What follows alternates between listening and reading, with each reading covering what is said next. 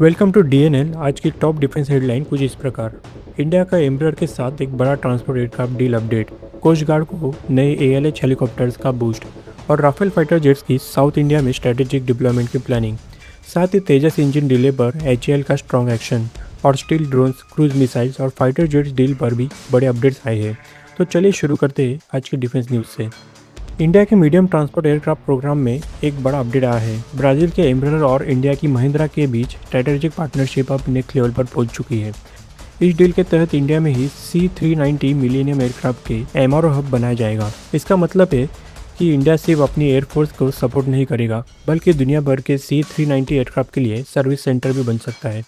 दोस्तों, आपका एक सब्सक्राइब हमें नेक्स्ट वीडियो बनाने का मोटिवेशन देता है। अगर आपको ऐसा डिफेंस अपडेट पसंद है तो अभी सब्सक्राइब करो। मिलके 1000 का टारगेट कंप्लीट करते हैं। एचएएल ने बेंगलुरु में इंडियन कोस्ट गार्ड को 4 नए ALH MK3 maritime helicopters deliver किए हैं।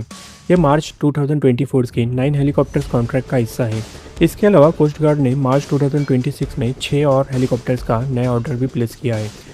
ये हेलीकॉप्टर कोच्चि और पोरबंदर में डिप्लॉय होंगे और सर्च और रेस्क्यू ऑपरेशन को स्ट्रॉन्ग बनाएंगे।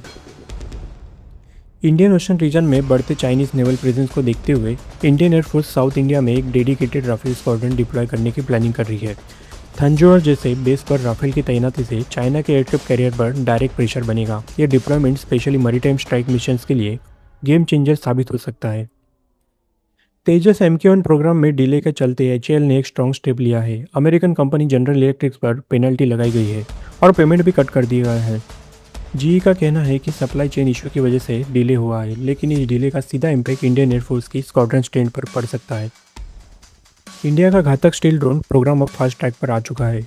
इसमें अस्त्रा MK2 मिसाइल के इंटीग्रेशन पर काम तेज हो गया है। फोल्डिंग फिन टेक्नोलॉजी की वजह से मिसाइल को ड्रोन के इंटरनल बे में फिट किया जा सकता है, जिससे स्टील कैपेबिलिटी मेंटेन रहेगी। ये फ्यूचर वॉरफेयर के लिए एक मेजर अपग्रेड है।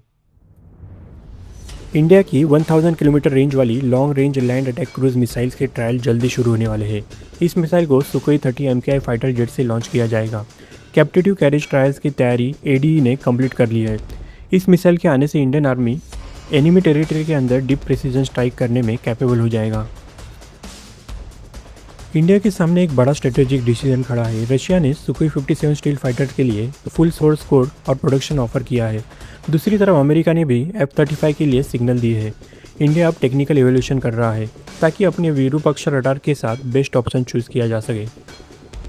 तेजस MK2 पर मीटियोर मिसाइल इंटीग्रेशन अभी होल्ड पर है। MBDA ने सॉफ्टवेयर रिस्ट्रिक्शन लगाई है, जिस वजह से इंटीग्रेशन में डिले हो रहा है।